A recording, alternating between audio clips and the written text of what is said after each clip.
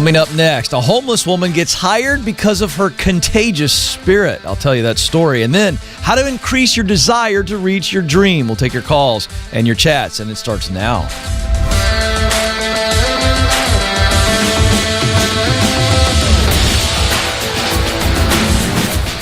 I am coming to you live from Ramsey Studios in Nashville, and you're joining a conversation about who you are, what you were created to do, where you want to do it, and then how you get there. It is about your purpose.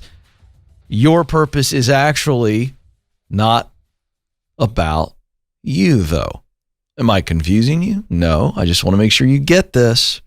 Your purpose matters. It's a big deal, but it's not about you. It's about others. We were created to contribute, and we are going to focus on the work contribution because it is a massive part of your life. And there is a worldview out there that we are seeking to overturn. And that worldview says that you work to live. In other words, you work to get compensated. The compensation then takes care of your basic needs. If you have a little extra, you make some memories. Well, there's no purpose in that. No purpose at all. But when you understand that you were created to contribute and you live to work, meaning you live to create, because all work produces a result. And so that is our belief here. And if that connects with you and you go, Ken, I'm tired of waking up on Monday mornings miserable. I'm tired of living for happy hour on Friday. Well, then you're in the right place. 844-747-2577 is the number to jump in. 844-747-2577. You can also fire your questions at me in the chat window right next to the video windows. You're watching live on YouTube. If you're watching later, meaning not 12 p.m. Eastern time, well, then I'm not going to be able to see those chats. They come here to my laptop. We'll get to a few each show. You can also email the show, ask@kencoleman.com. I'm so excited to share this story. We need more and more good news. And this is a story that really highlights the power of desire. And we're going to talk more about desire later in the program. And I didn't plan this, by the way. The team gave me this story a couple days ago, and I'm sharing this, and then I realized that what I decided to teach on today, increasing your desire, how to increase it so that you can reach the dream. So this is unbelievable. Listen to this story as I turn my speaker down. LaShonda Williams, last year, had fallen on hard times and was now living in her car. And she would park it outside of a Kroger, back in the parking lot, far back in the parking lot, in our state here of Tennessee. This is a national story now in People magazine.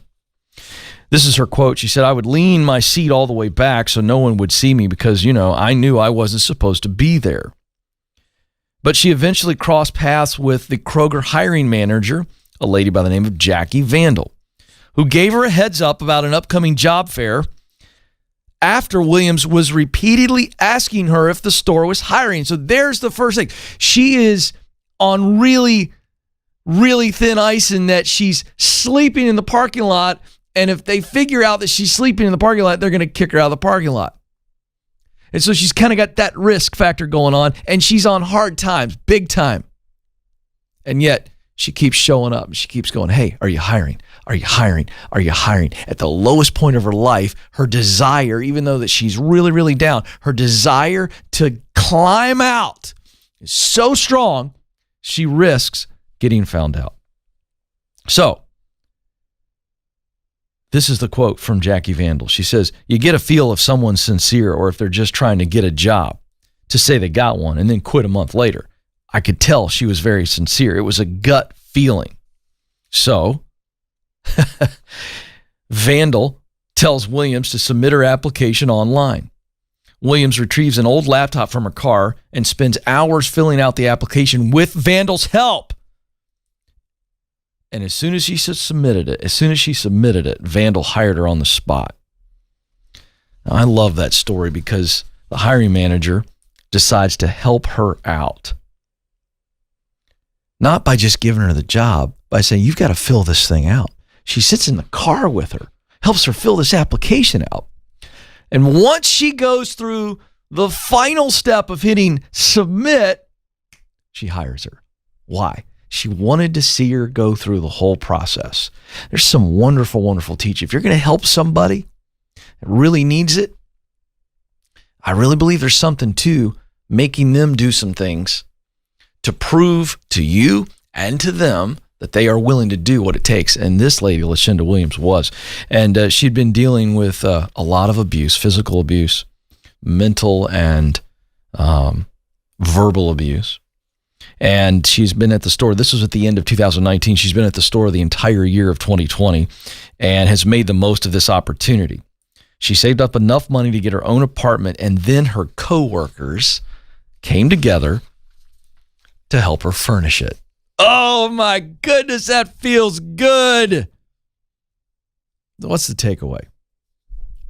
The takeaway, I think, is twofold. Number one, if you're really down, doesn't matter if you're in the situation that this fabulous lady was in, but you're just really down.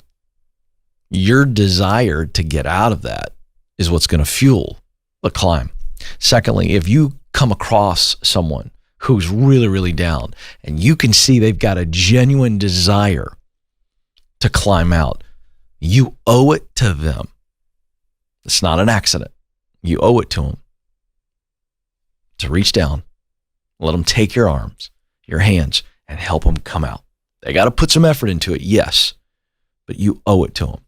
So what a wonderful story, Lucinda Williams. I'd love to meet her because I think that is an inspiring story. And also the hiring manager, Jackie Vandal. I'd love to meet her. That is what we're called to do. So look for a way out.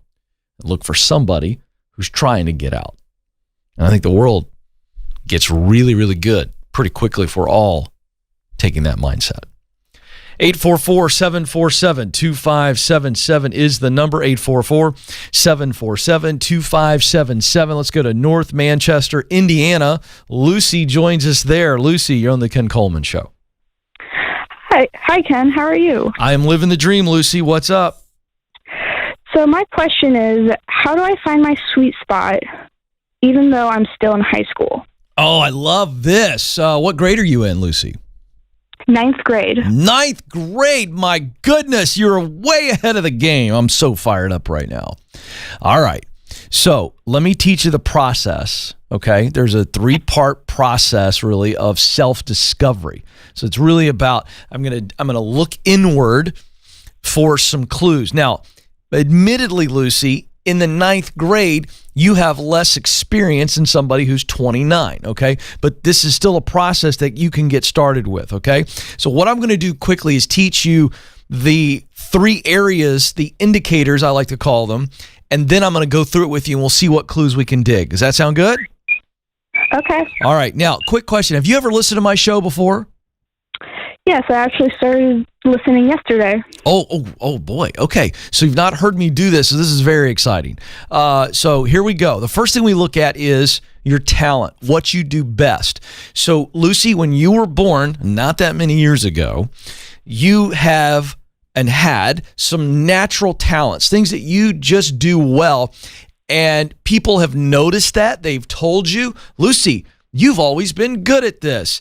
And you've noticed these talents because you have seen at some point in your life other kids struggle with something that is really easy for you. So we're going to look at what you do best, talent, okay? And this could be in a school subject. This could be in some extracurricular activity, whether it be sports or something artistic. So it could be athletic or artistic. It could also be a real emotional strength where you emotionally connect well with others. So giving you some clues here as we go through this. So that's talent, what you do best.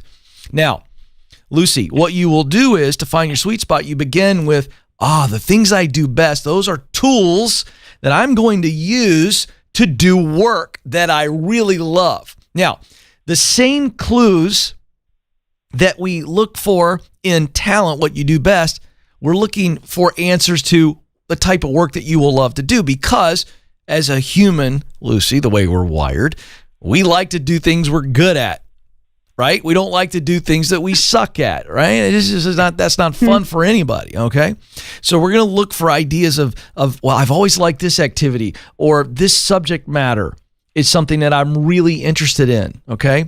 And then that leads us to mission, okay? So we got talent, passion, and then mission. Mission is the results that you want to create in your life through your work. All work creates a result. And so we're going to look for, okay, if I like doing this kind of work, what are the results of that work? Or what are the different types of results? And of the results of that work, that's what I'm most interested in. So then it ends up, the sweet spot is when you see the intersection of what you do best, what you love to do most from a work standpoint, and then the results of that work that matter. So it is, I use what I do best to do what the work I love to do to produce results that matter to me. Do you understand that formula?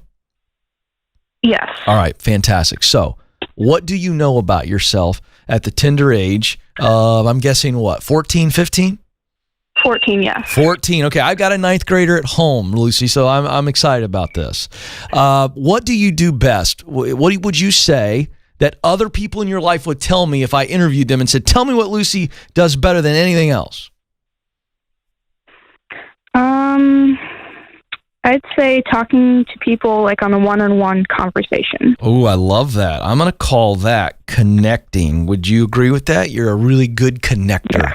Okay, I love it. And we would also say that you've got a talent of communication, correct?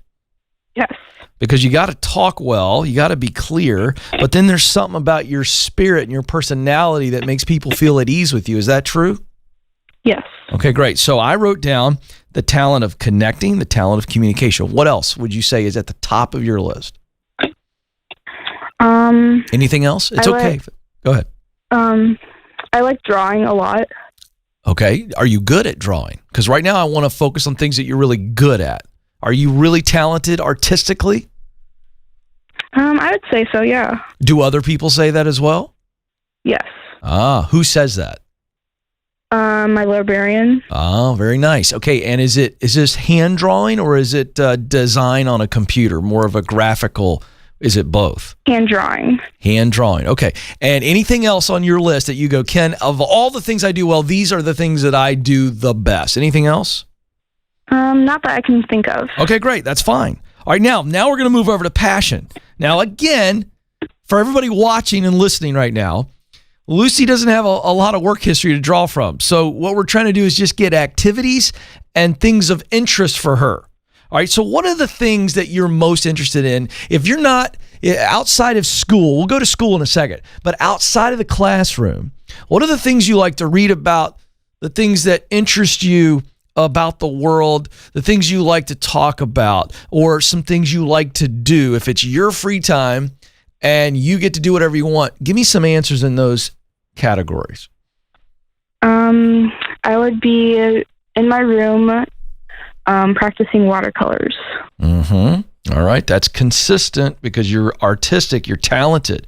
And so you would be doing what type of things with watercolors? What would the scenes be? What would be on the canvas? Little doodles of people. Mm-hmm. And tell me something else, another topic, an area of interest in your life you really get excited about.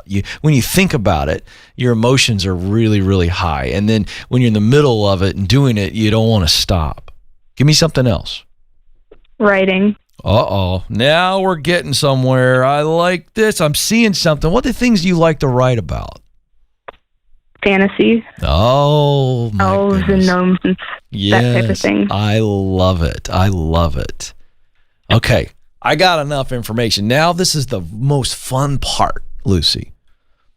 I know you're only 14, but as of today, and this may change an hour from now, and I'm okay with that. So let your heart answer this question. What would you do right now if I gave you a dream, just in your mind, a dream job based on what we know you do well, and we're seeing a creative theme here? What would you do? Mm-hmm. What do you think would be the most fun thing to try right now?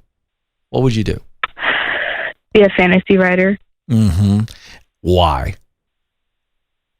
Because I like thinking up things that aren't real. Yeah. And so you write these fantasy stories, and tell me, let's fast forward 10 years from now. You're a very successful fantasy writer. Maybe you're even doing some of your own illustrations, because I think you're good at that too. And someone is reading your book. Describe that someone.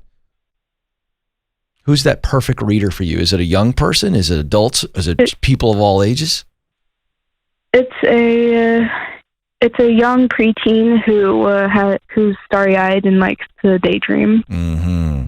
And what do you want them to experience as a result of this book? When they're done with the book, and let's say they wrote you a fan letter, what would you want to see in that letter as a result of reading your work? That I've given them some terrific idea to do something great. Wow. I think we may have discovered your sweet spot, kiddo. Now, here's the deal. As you get older, some of the specifics of the mission there might change. But let's go back to what we just discussed and say, is this in Lucy's sweet spot? Well, what does Lucy does? What does she do best? Well, you're really gifted at communicating. The verbal skills is what makes you a good writer. And you're good at connecting with people one-on-one, which when you combine your ability to connect with humans one-on-one with your verbal skills of writing, it's what makes you a great writer that connects with the reader. Do you see that? Yes. Oh, it's fun. And you're very artistic. The watercolors, the fantasy, the super imagination. One of the things you didn't tell me that I think is off the charts for you, tell me if I'm right, is you have high levels of imagination. Yes. Oh, that's a strength. That's a talent, kiddo. You hear me? Yes. People get paid ridiculous amounts of money by Disney and Netflix and Amazon Prime and anybody else to be imaginative, okay? So this absolutely lines up with what you do best. And it's what you love to do. You love to paint watercolors. You love to write. And the result of all of that creativity is to inspire others to be creative, to entertain them just for a moment, maybe to allow them to escape and then dream.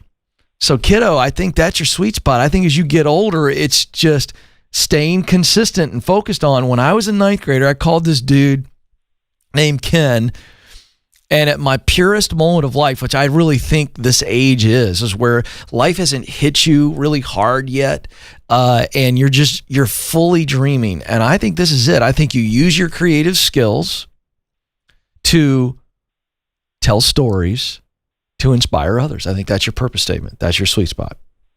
How's that sound? That sounds great. I'm proud of you, kiddo. I got to ask, how in the world did you discover my show yesterday and decide to call me today? I need to know this. So my mom has been a listener of the Dave Ramsey show, and I went on to his website, and I'm like, hey, Ken Coleman, he sounds great. And I went to your website. That's so I went funny. to your website and saw that you helped people find their sweet spot. And I'm like, I want to know how. That is so amazing. My goodness gracious. Lucy, you have inspired me. You just got me all fired up, kiddo. I'm so proud of you.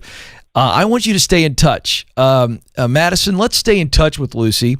And Lucy, if you're cool with this, as you begin to progress, I'd love for you to check in with us from time to time, whenever you want to. There's no pressure, but I would love to follow your journey. As you begin to share stories and things of that nature, I'd love to stay in touch with you because I think that the world needs to know that there are ninth graders that are dreaming big. And wow, I literally am covered, Joe, in goosebumps.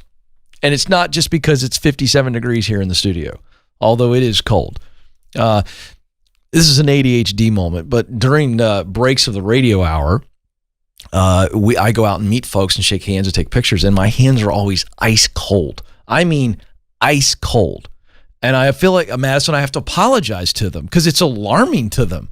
But you could hang meat in here. It's chilly. Are you chilly today? Madison is, freezing cold. So folks, send blankets or something, and what I'll do is I'll put them on below the desk here.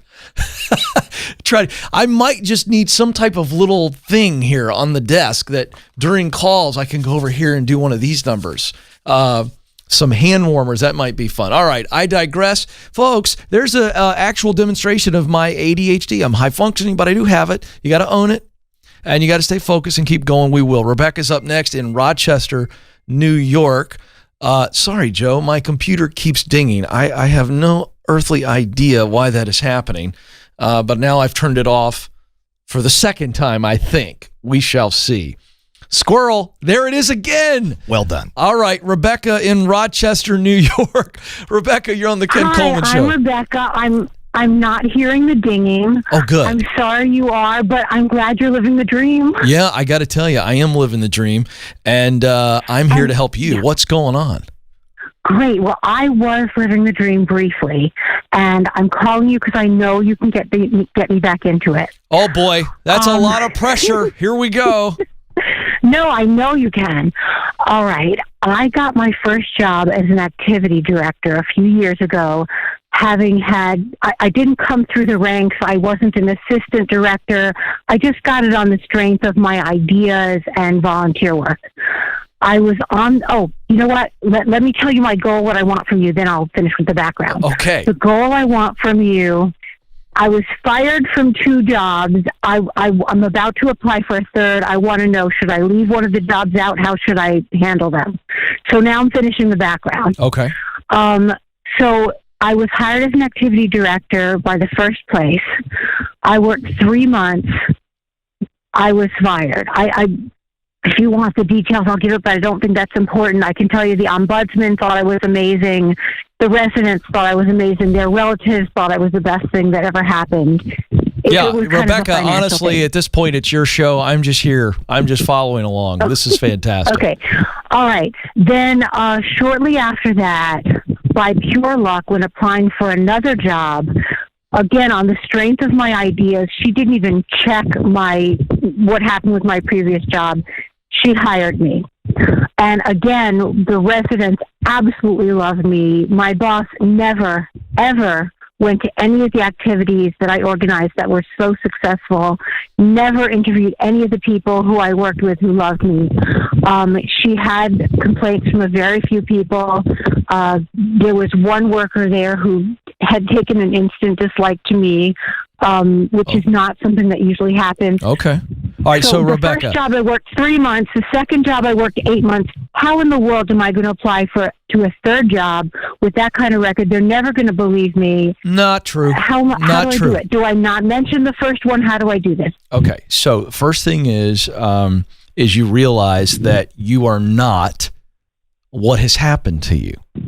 And I think that you're really struggling, and I understand why. You feel like you've just kind of gotten hit with a right hand and then a left hook, It's like, whoa, 2 things happen here. Yeah. But the reality is that going to be a hindrance for some people? Yes. If you completely rely on the way that everybody else does it in applying for a job, which is they submit a resume through the system, and they hope that they get a call. It's like playing the lottery, okay? What I teach and what I'm going to help you with, because you told me I have to, and I'm very nervous. If I don't help you, I could be in big trouble here. But the reality is that you have to go, what is going to get me hired? Is it going to be my resume, or is it going to be my relationships that allow me to truly get an interview that is based on what I can do, not what I present on paper? And so that's where you go. That's how I felt, but how can I convince them of the relationships? Do I give them phone numbers? No. I'm in the middle of telling you. So your relationships will recommend you. They will open up doors for you. So you've identified this job. You're calling it the third job, but you've identified it. That's what you want to go after. Is that correct? Definitely. Okay.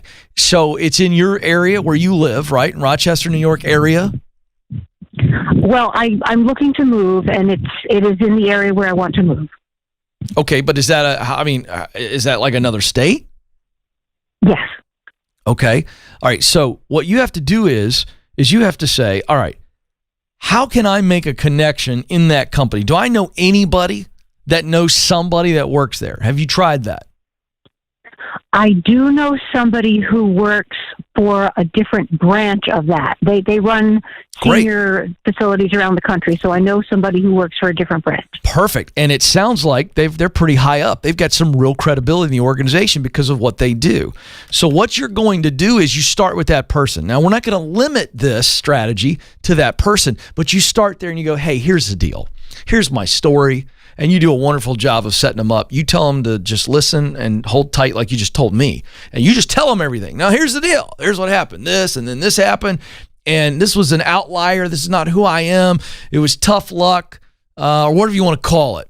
But you don't focus on all that. All right? You just go in and go, hey, I'm looking for this gig. Nobody needs to know your backstory. I needed that context a little bit, but the rest of the world won't. So I wouldn't go into the detail. I would just say, here's the deal. This is what I want. My previous work history is the last two things have been quick because they've just been bad culture things, and I realized it, and I've made, or whatever. Whatever you choose to tell them. If they ask questions, you always tell the truth. But the reality is you go, I want this job. I'm a good fit for this job. Walk through your talent and passion and mission. Show them how it aligns and say, look, if I apply, I'm going to be in this giant stack of resumes, and I'm asking you, based on our relationship, based on what I just told you, if you are confident, or what do you need for me to get confident, that to make the decision that I'm a good fit for this role?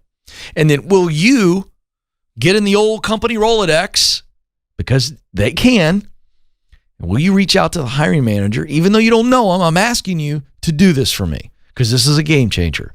It's in another state. I don't know a ton of people in this area. Will you call that hiring manager? Will you email that hiring manager? By the way, it's all these things.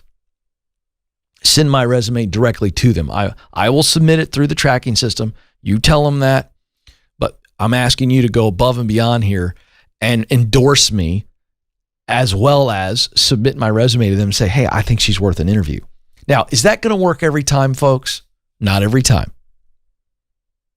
Does it work more often than the way you are submitting resumes and the way most people do? Yes, it works. How do I know this?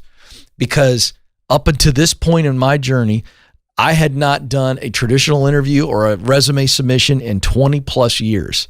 Every step that I moved up the ladder, folks, it was always a relationship, because I had the guts to connect my fanny off and ask for favors for people that I had done favors for.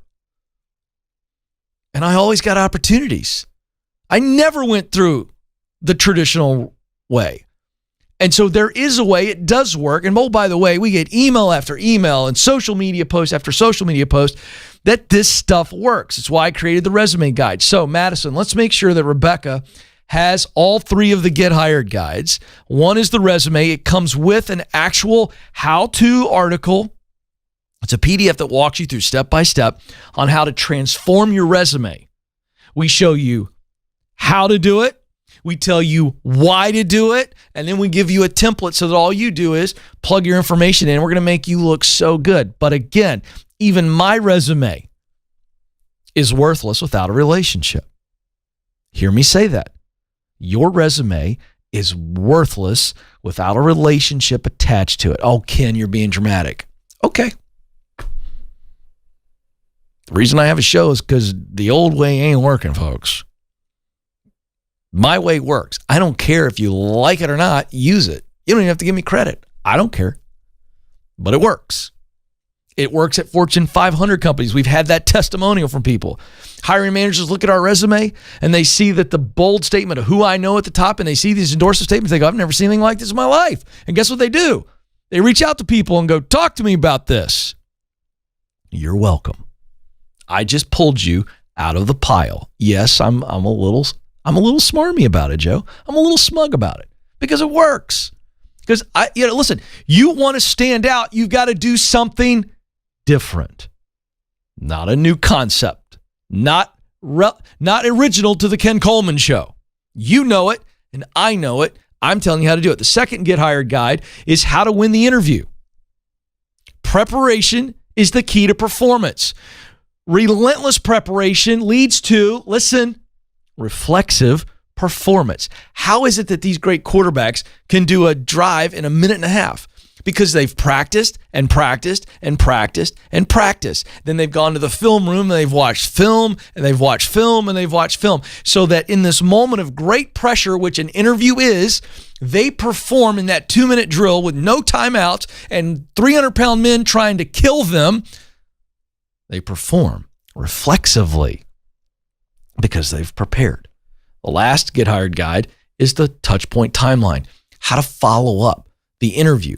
And following up, okay, is sometimes the last piece to showing the hiring manager that you are outpacing everybody else. If it's close, it's a horse race, how you follow up may make the difference.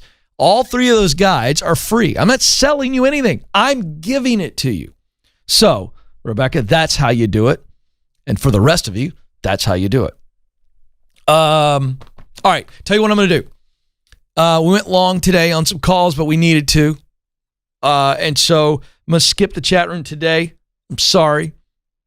Sometimes you got to do it because I really want to teach on how to increase your desire so that you can reach the dream. Because there are a lot of steps and a lot of things you can do. But I'm telling you, the factor that keeps you in the game, the most important factor in staying in this game and staying on the path until you get to the top of the mountain is this word, desire. You got to want it. You got to really, really want it. So there's 3 levels of desire, and I want to break these down real quick because I want you that are watching to be thinking about your dream or dreams. If you've got multiple that are kind of wondering about and you're beginning to really take it serious and maybe cast a vision in one way or multiple ways. And I want you to ask yourself, what level of desire am I on right now? There's 3 levels. Number 1, it would be nice to have it. It would be nice. It would be nice to have it. That's the lowest level of desire. You've thought about it.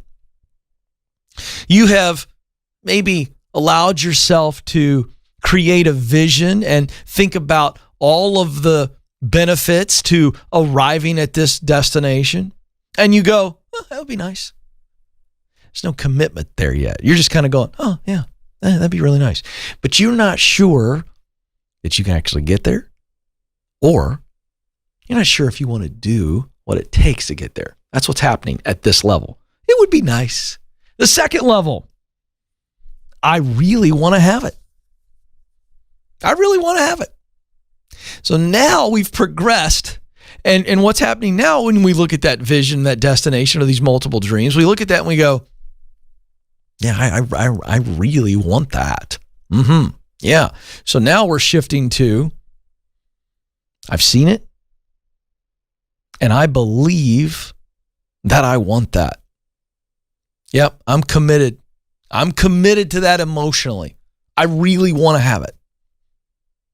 But what's happening here is you're still not committing to doing the hard work. It's just, I really want to have it. I hope it comes to me. I do. I hope it comes to me. I hope I get that opportunity. Oh, I'm wishing, I'm hoping. So you really want it. The commitment to really having that, the idea of that to you is, it's strong. So you believe that it should be, okay? But you're not, I haven't really decided I'm going to get after this. It's just, I really want to have it. I hope somebody hears me say that and they give it to me. So this is the gift. It's like the Christmas gift. You tell the parents, I really, really want this. Or you tell your significant other, I really, really want this. You say it and you go, oh, if they'll get it for me. And now here it leads to the third level. And this is where your desire has to be. And it has to stay here in order to reach the dream. Third level, I have to have it. I have to have it. I have to have it. I've got to have it. It must be, not it should be. It must be. I've got to have this. That kind of desire.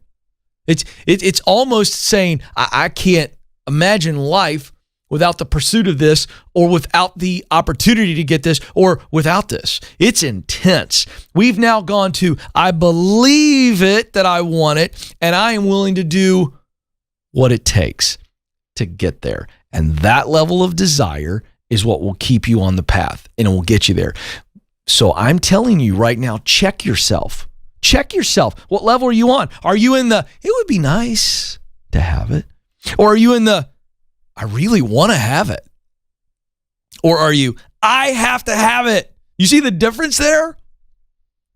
Those thoughts have emotions that are tied to them. And that's the drive. That's where the great men and women of the world who've done great things, whether we know about them or not, this is not about notoriety. This is about impact. And the great people of impact got up every day and they were saying, I have to have it. This must happen. That's conviction.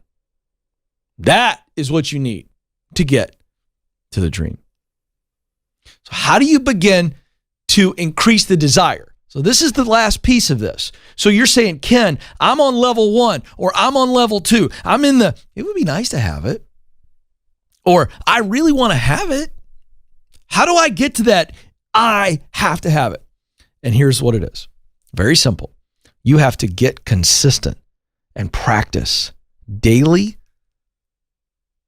vision casting to yourself.